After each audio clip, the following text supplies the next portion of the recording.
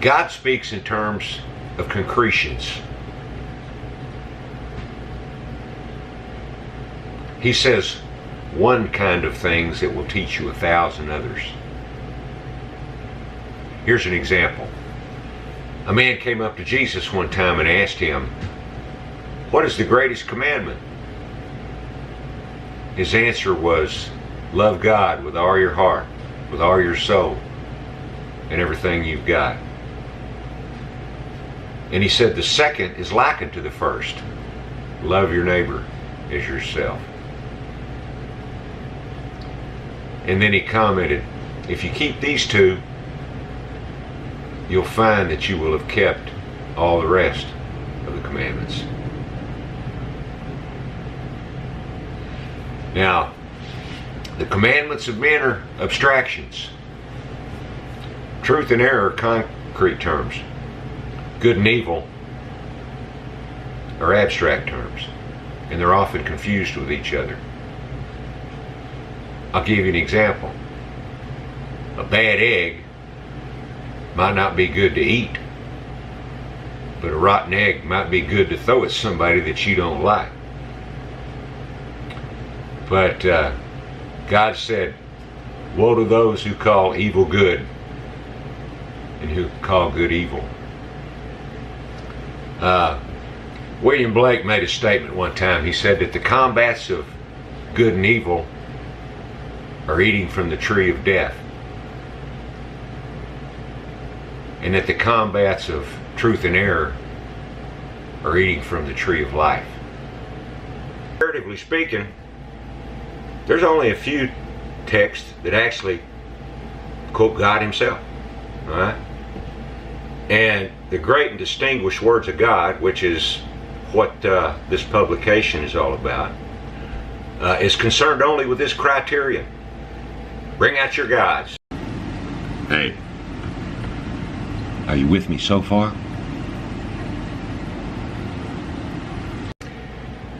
Now, once I got through doing this research and gathering up all this information, I laboriously put it into digital form.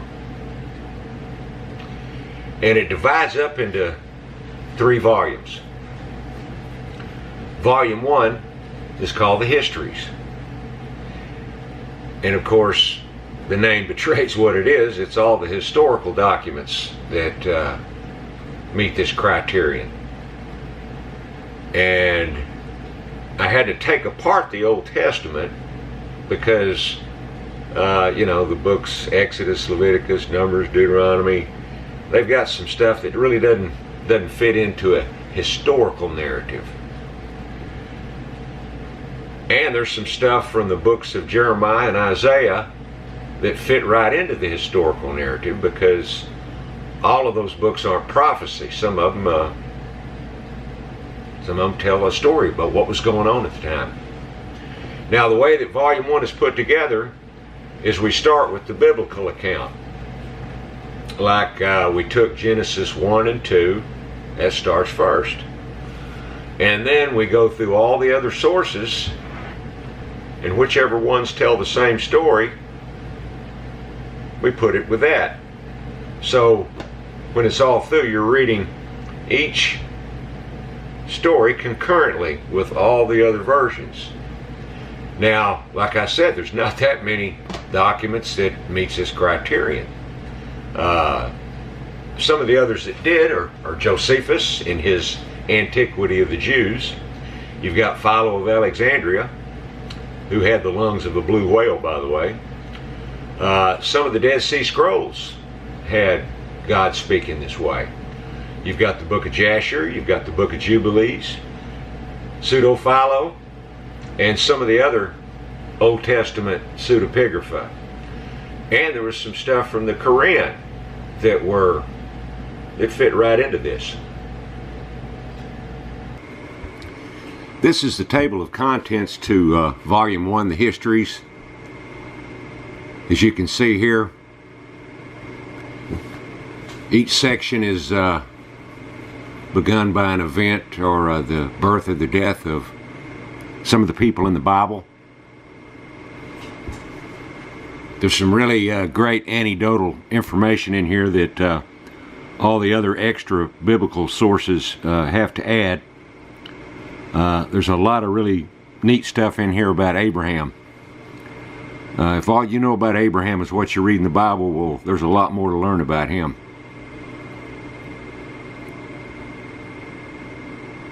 Not to mention a lot of the other characters in the book. Volume 2 is entitled Prophets, Patriarchs, and Psalms. Now, the contents of this second volume, of course, is the Old Testament prophets out of the Bible. Books like Ezra and Nehemiah, they don't quote God, so they're not included. Now, some of the extra biblical works that are involved in this are, there's quite a few from the Old Testament pseudepigrapha, the Dead Sea Scrolls, the Book of Enoch. There's 2 versions of the Book of Enoch in here. And as I said before, the 4th book of Ezra, which is included in the Church of Christ Bible, the one they use, is in this volume too. And also in there, you know, as I said, all of the Quran isn't Allah speaking in the first person, but wherever he did, I put that together and included it in this volume. And also the words of Krishna in the Bhagavad Gita is involved in this volume. Now, when I was taking apart the Old Testament, as I said before, there's a lot of things that didn't fit into the historical narrative. So when I got through putting together Volume 1, I had all these pieces left. So what we did was we put them back all together and arranged them categorically. There was even some material that fit as a prologue and an epilogue to this, and it's called The Law of God is Given to Moses. And some of the other sources that are in there are from the Dead Sea Scrolls, Jasher, Jubilees, Pseudo-Philo, the Quran, and Philo of Alexandria. It's a excellent reference for Old Testament law and precepts of God. It's arranged categorically, everything from murder to marriage to the feasts, to the sacrifices. It's all put in there categorically.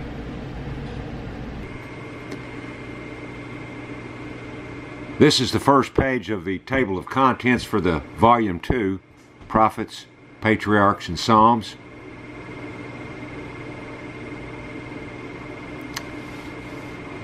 A lot of interesting information in this book.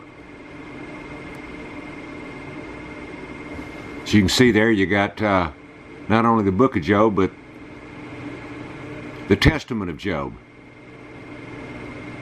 Some of these are excerpts from the Quran. Some of them are small pieces of stuff that they found in the Dead Sea Scrolls. Up there at the top right, you've got, these are the words which you shall speak to the children of Israel. The law is given by God to Moses. That's a great source for Old Testament law and precepts of God. And then you've got the second page of that. As I said, Baruch and the Epistle of Jeremiah and 2nd Esdras and the 4th book of Ezra, they were in the original King James Bible.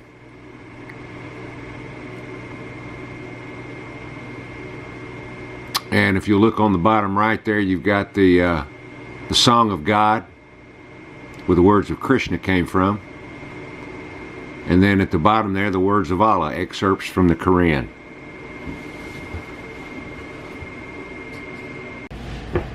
Volume 3 is entitled The Words of Jesus of Nazareth, the Son of God.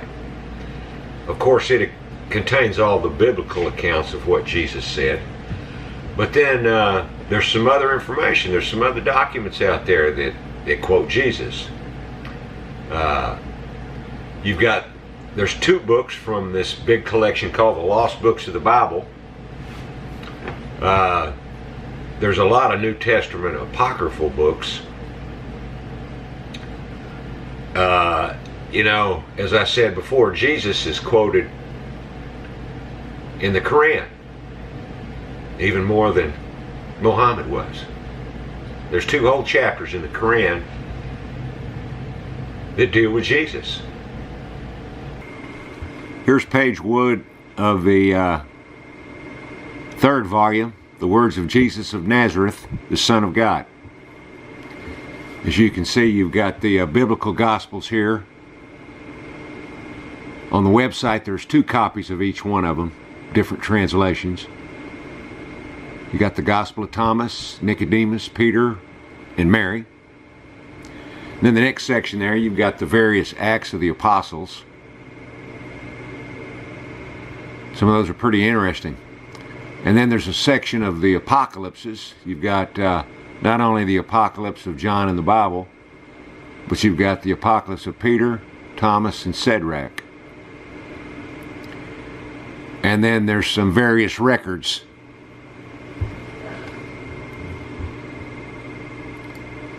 And then the second page has the rest of the records. And you've got dialogues. And then there's an appendix that's got some quotes from early Christian writers from the Lost Gospels. We've got some quotes from unnamed sources. And then there's some fragments. And then at the very last there, a testament of Jesus. That's excerpts from the Quran.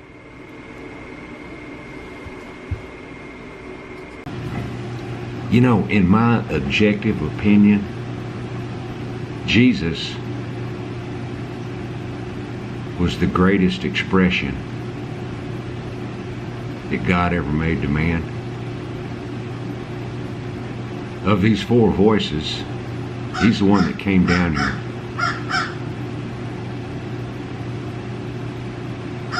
Spoke to us, left his words with us, and then he let himself be crucified. He said it was to pay off our debts, mine and yours. He's my hero. You know, the guy that said, love your enemies? I'm still working on that one. The man that said, greater love hath no man than to lay down his life for his friends. Wow. And he made some claims about himself. He said, my sheep hear my voice. He said, heaven and earth will pass away, but that his words would never pass away. You know, you don't make claims like that about yourself and be half right. Either Jesus was what he claimed to be, or he was the biggest liar that ever lived. I don't think so. Jesus is my hero. These 3 volumes, it's a lot of stuff to read. Now, if you're a scholar, a hound dog, to find out about God, or just a voracious reader, get after it. You're going to love this stuff.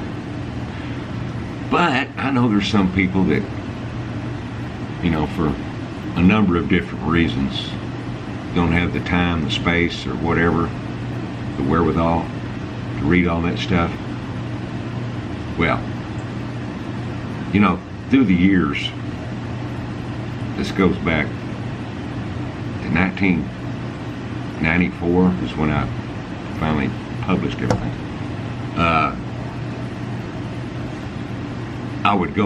I've been through this material countless times.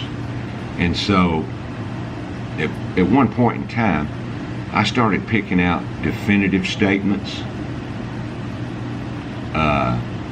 for certain themes about this subject. And so I put all this together into a collage, a synopsis. I wouldn't call it the best of God, but it covers most of the bases for sure. And it's called the Odes of God. I put this all together into an artistic rendition. And the Odes of God, it's a little book. And I think some of you would be stunned if you read the little book. It's stunning, to say the least. I'm going to read an excerpt from each chapter in the little book. From the first chapter, the Creator announces himself. The entire universe is pervaded by me in that eternal form of mine, which is not manifest to the senses. I am the cosmos revealed, in its germ that lies hidden. My being sustains all creatures and brings them to birth. I lie under the scene of all creatures, the sea that is changeless. I am absolute knowledge. I am the end of the path. I am the breaking apart of the storehouse of life's dissolution. Fools pass blindly by the place of my dwelling, and of my majesty they know nothing at all.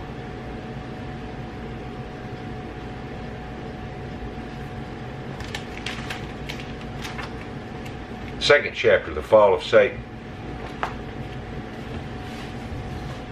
This is Iblis talking from the Quran. Now, since you have adjudged me to be perverse and lost, I will assuredly lie in wait for mankind on the straight and exact path that leads to you.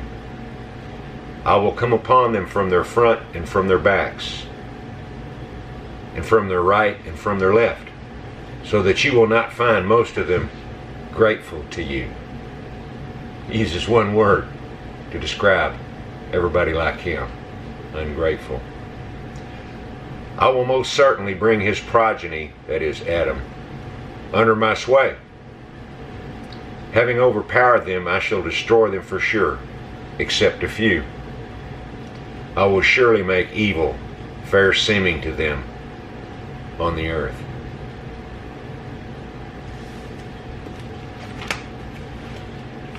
From the third chapter, the laws and precepts of God.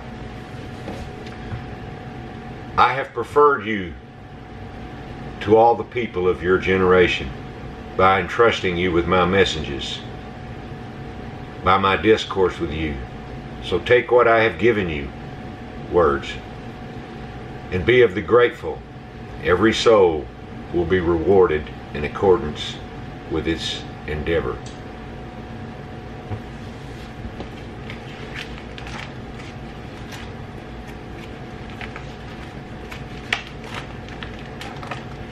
This is from the fourth chapter, the voice of God through the prophets.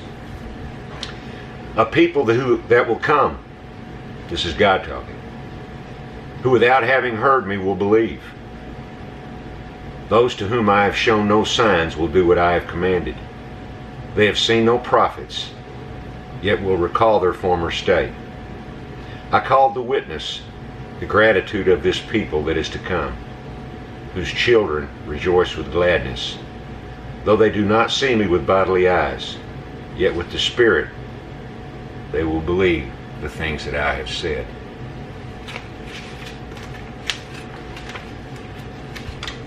From the words of Jesus. This is the fifth chapter. All men born on earth from the foundation of the world until now, being dust, while they have inquired about God, who he is and what he is like, have not found him. Now the wisest among them have speculated from the ordering of the world and its movement, but their speculation has not reached the truth. For it is said that the ordering is directed in three ways by all of the philosophers, and hence they do not agree. For some of them say about the world that it is directed by itself, others that it is providence, others that it is fate, but it is none of these.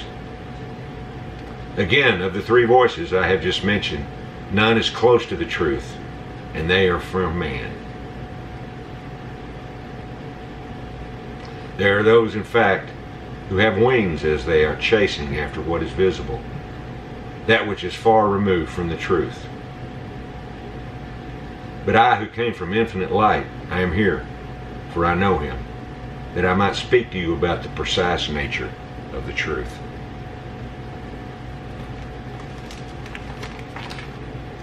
Now, here's one from the Quran. Jesus speaks from the Quran. This is Allah talking to Jesus. O Jesus, I will cause you to die a natural death, and will exalt you to myself. And I will clear you of the unchaste accusations of those who disbelieve. I am going to make your followers prevail over the disbelievers till the day of resurrection.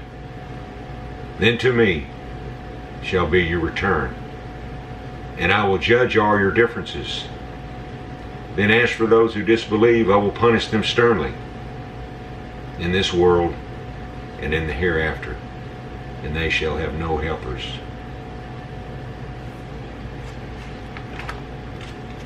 From the words of Allah. Those who believe in the existence of hidden reality, that which is beyond the reach of human perception and ordinary cognizance, and who observe the prayer and spend out of that which they have provided for them, and who also believe in that message which has been revealed to you, and in that which had been revealed before you, and who have firm faith in the hereafter.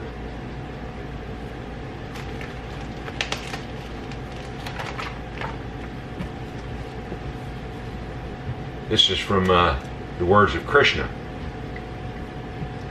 I am absolute knowledge. I am the end of the path. I am the breaking apart in the storehouse of life's dissolution. Fools pass blindly by the place of my dwelling, and of my majesty they know nothing at all. I am the beginning, the middle, and the end in creation. I am the knowledge of things spiritual. I am the logic of those who debate. In the alphabet, I am A. Among compounds, the copulative. I am time without end. I am the sustainer. My face is everywhere. I am the silence of things secret. I am the knowledge of the knower. In this world, nothing animate or inanimate exists without me.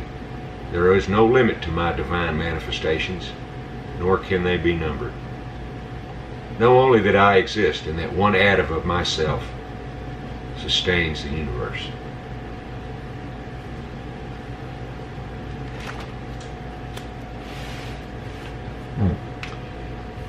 Now, Buddha, Siddhartha Gautama Buddha, if you find no one to walk with you on your spiritual path, walk alone. Now is the time to wake up when you are young and strong.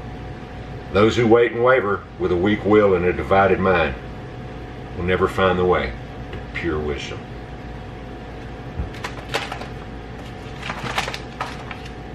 From Lao Tzu. The way of heaven has no favorites. It's always with the good man. The gentleman stands in awe of three things. He is in awe of only the decree of heaven. He is in awe of great men. He is in awe of the words of the ages. The small man, being ignorant of the decree of heaven, does not stand in awe of it. He treats great men with insolence, and the words of sages with derision. Only with a man like you can one discuss the odes. Tell such a man something, and he can see its relevance to what he has not been told. Confucius here. The asking of questions is in itself the correct right. Why is it none of you, my young friends, study the Odes.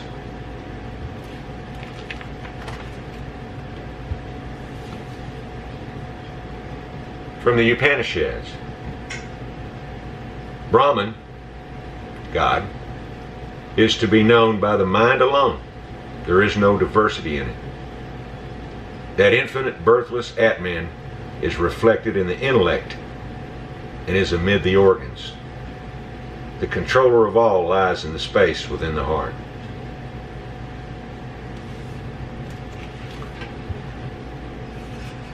Here's one from Zoroaster.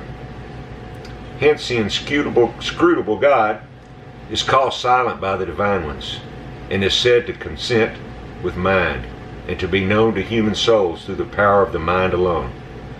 For we are an imitation of his mind.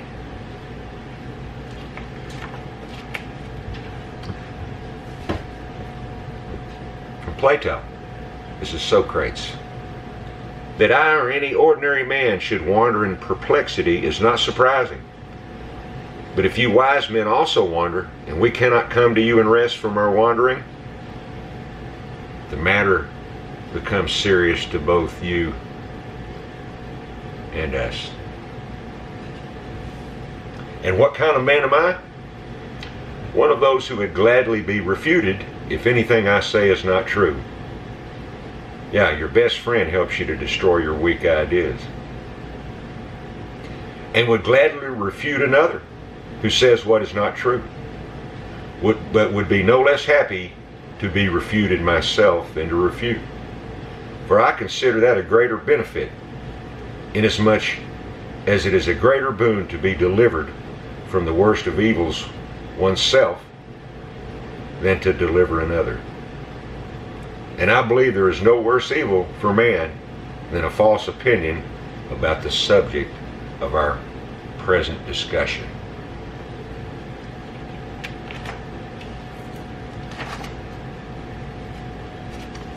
From the Epistle of God. I tell you, many will come from east and west and sit at table with Abraham, Isaac, and Jacob in the kingdom of heaven. Know that there are nations which have no law, yet fulfill the law. They are not baptized, but my divine Spirit enters them, and they are converted to my baptism, and I receive them with my righteous ones in the bosom of Abraham. From the day of his wrath. This is God talking. You have held sway over the world with much terror, and over all the earth with grievous oppression. And for so long you have dwelt on the earth with deceit. And you have judged the earth, but not with truth. For you have afflicted the meek and injured the peaceable. You have hated those who tell the truth, and have loved liars. About that, politicians and mainstream media people. You have destroyed the dwellings of those who brought forth fruit, and have laid low the walls of those who did you no harm. And so your insolence has come up before the Most High, and your pride to the Mighty One. And the Most High has looked upon his times, and behold, they are ended, and his ages are completed.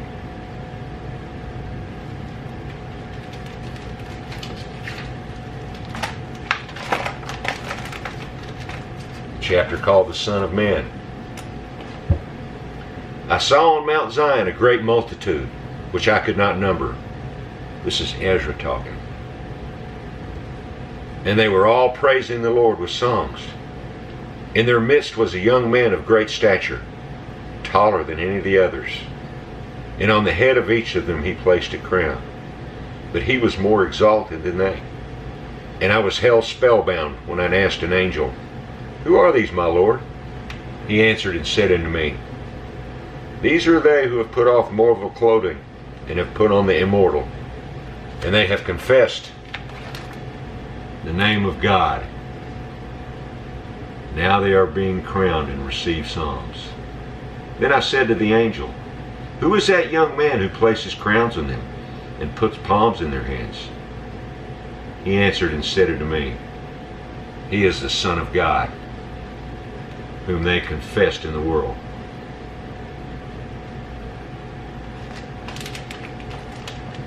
And lastly, from the kingdom of heaven.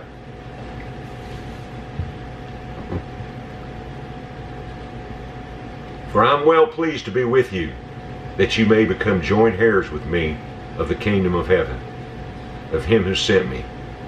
Truly I say to you, you will be my brothers and companions, for my Father has delighted in you, and in those who will believe in me through you. Truly I say to you, such is so great a joy as my Father prepared.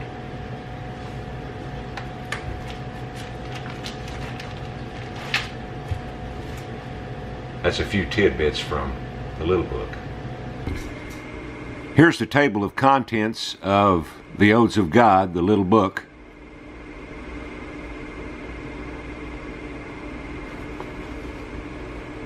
As you can see there, we've got some stuff in there from Buddha, Lao Tzu, Confucius, Shinto, the Upanishads, Zoroaster. And if you've never read the Dialogues of Plato, there was some very interesting conversations in that in those dialogues of Plato there, where in light of this subject, the subject of God, or at least their understanding of it,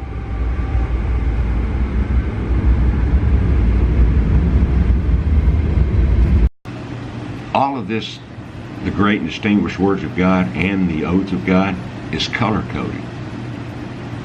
Yep. When the voice of God speaks, the text is red. When the devil, Satan, Iblis is speaking, it's green. If it's an angel talking, it's blue. All of the other text is black. But every page you open, you go, you know right off the bat what's going on here.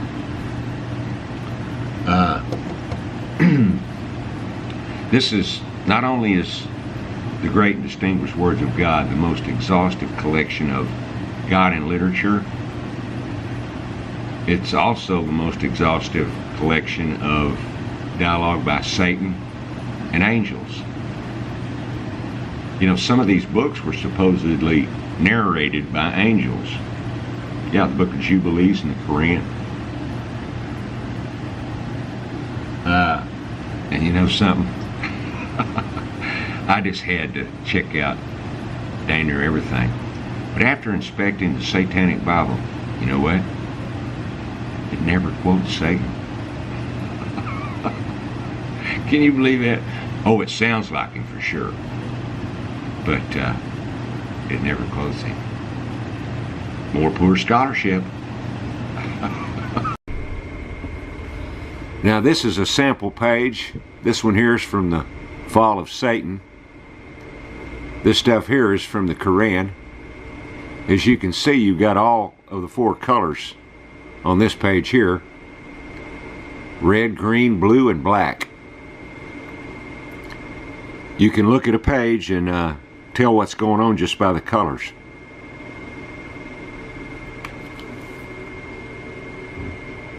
There's three ways you can get this information. You can get it in Kindle or iBook formats. I'll make a few bucks, but hey, this ain't about the money. Or you can get it free. I've done a website. It's called odesofgod.com. And I spent a lot of time doing a very artistic rendition of all this. Yeah, you can have it free. It won't cost you a dime. Hey, this is that long-awaited short epilogue I was telling you about. Hey, if you're still listening, I gotta hand it to you. You know, some folks just they have a hard time getting information like this from traitor trash hillbilly people like me. I understand. But you know, the good thing is that if you get this, you don't need me anymore. No. And there's too much info for me to get out everything that there is to talk about on this subject, but I'll be making some more videos, so we can take up that discussion later.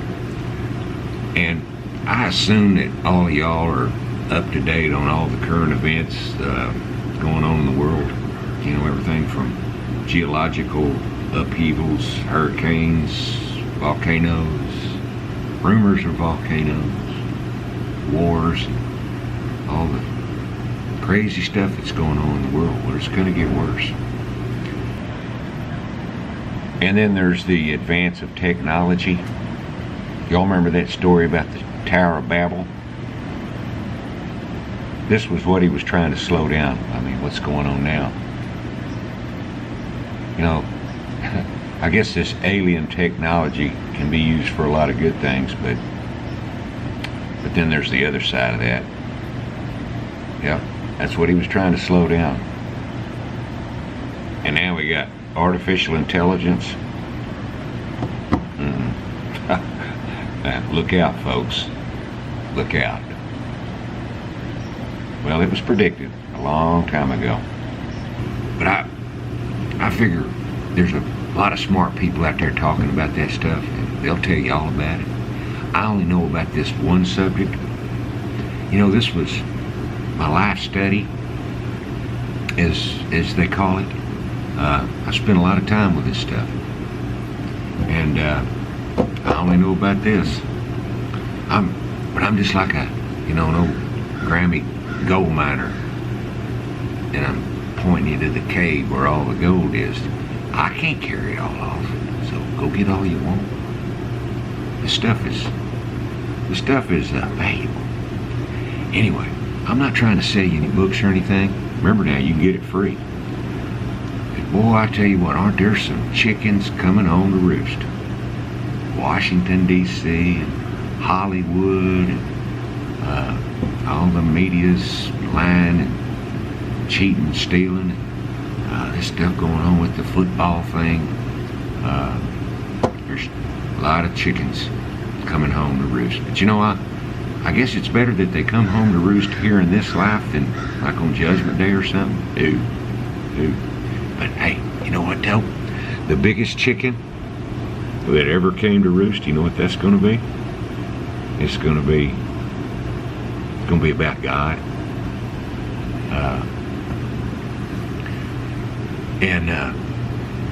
But you know, you only get this if God likes you. I mean, that's what he said. I didn't say it, he said it.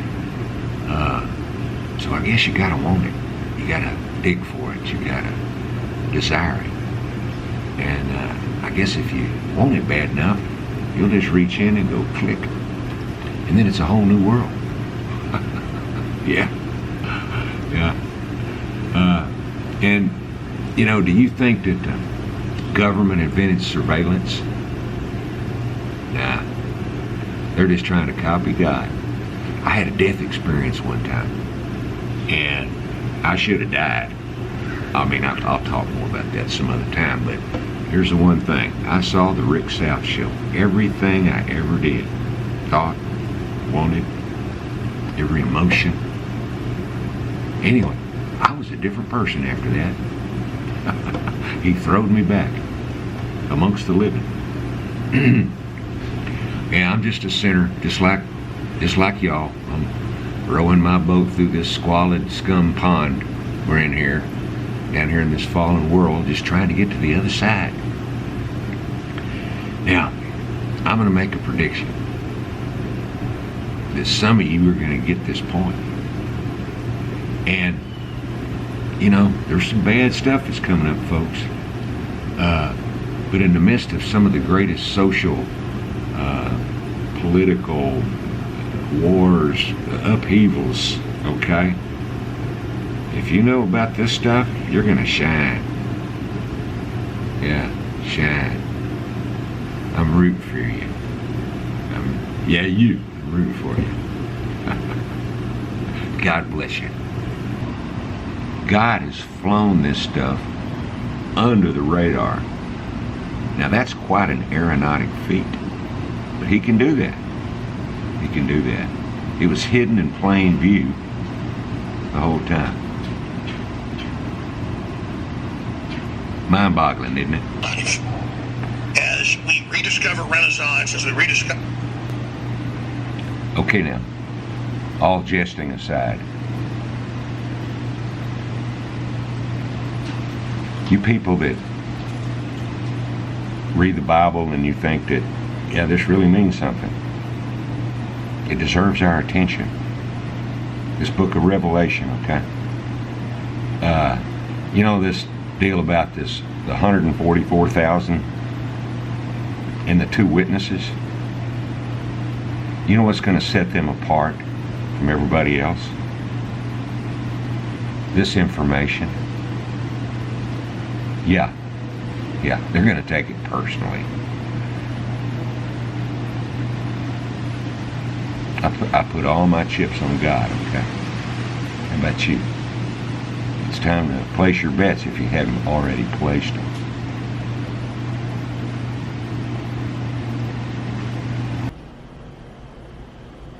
At the start of the Bible, in the book of Genesis, you've got this flaming cherub that bars man from the tree of life. And then at the end of the Bible, in the book of Revelation, you've got this seventh angel that raises his hand up to heaven and says that there should be time no longer or no further delay. That's William Blake's rendition of that seventh angel. The next video I'm going to make is entitled From the Flaming Cherub to the Seventh Angel. See you then.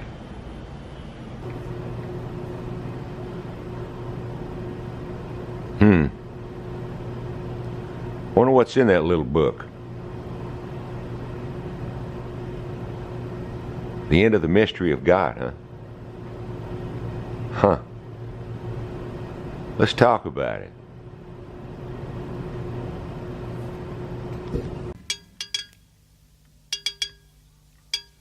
Now when I talked to God, I knew he'd understand. He said, stick by me and I'll be your guiding hand. But don't ask me what I think of you. I might not give the answer that you want me to.